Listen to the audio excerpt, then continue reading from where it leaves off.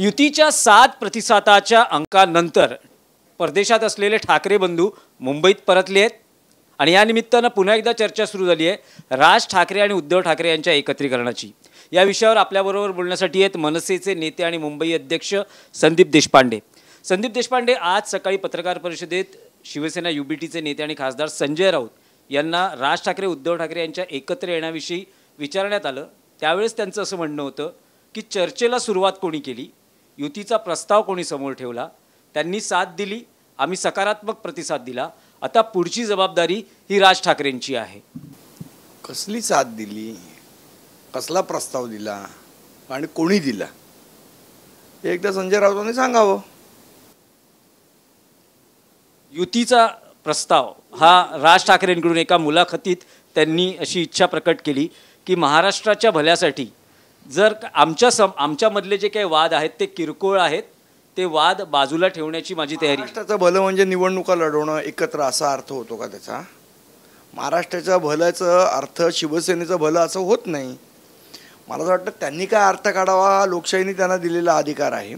पण जी मुलाखत मी संपूर्ण बघितली त्या मुलाखतीमध्ये कुठेही युतीचा प्रस्ताव किंवा एकत्र येऊन निवडणुका लढावा, महाराष्ट्राचे जे विषय आहेत किंवा महाराष्ट्राच्या संदर्भात आता उद्योगधंदे समजा बाहेर जात असतील किंवा महाराष्ट्रामध्ये काही इन्व्हेस्टमेंट, हे विषय मोठे आहेत। आमच्या दोघांच्या वादांपेक्षा हे विषय मोठे आहेत असा त्याचा अर्थ होतो। आता आपल्याला सोयीस्कर असेल तो अर्थ जर संजय राऊत काढत असतील तर तो त्यांनी काढावा, तो लोकशाहीने त्यांना दिलेला अधिकार आहे। तुम्ही पक्षाचे नेते आणि प्रवक्ते म्हणून ही भूमिका मांडतात की ही तुमची वैयक्तिक भूमिका? याच्यात भूमिका काय मांडली मी?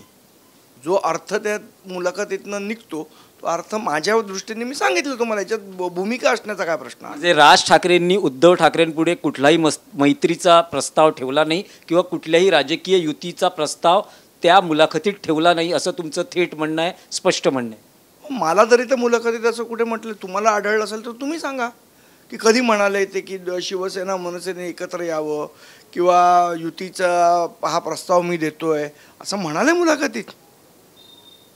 पण संजय राऊत असं म्हणत आहेत, जेव्हा या प्रश्नावरही त्यांना असं विचारण्यात आलं, त्यांनी असं म्हटलं की अलीकडेच राज ठाकरे यांनी देवेंद्र फडणवीस यांची भेट घेतली, कदाचित त्यांनी तिथे त्यांना सांगितलं असावं की काही आपलं पुढे जमू शकत नाही आणि आपलं जुनं नातं आपण संपवतो आहोत आणि त्यामुळे आता आम्ही वाट पाहतो आहोत की राज ठाकरेंकडून पुढचा प्रस्ताव किंवा पुढची बोलणी किंवा पुढचा सकारात्मक प्रतिसाद कधी येतो।